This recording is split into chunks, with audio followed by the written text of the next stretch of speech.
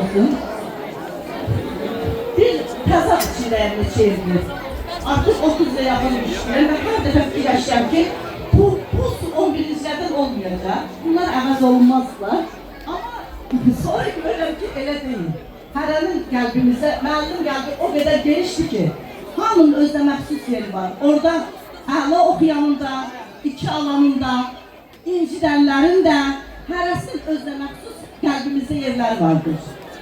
Və sizə nə arzulayıram? Siqaret nədir ya? Sizə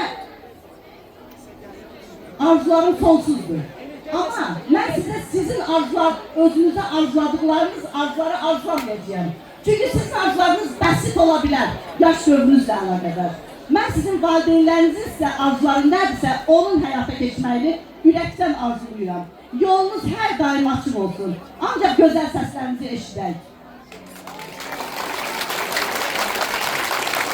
Və mən bura iki olmazsa olmazını dəvət eləmək istəyirəm. Mənim sizin qəhrəmanlarım, Vüqar və Cavidan.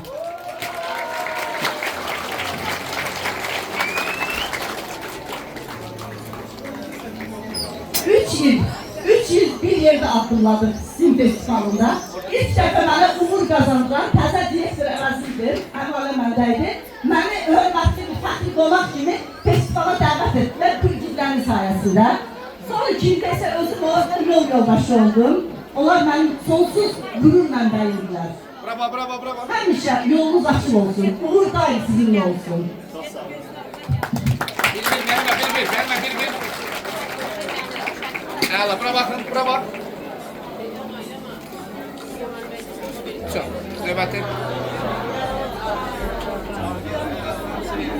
Bura bax. Çox.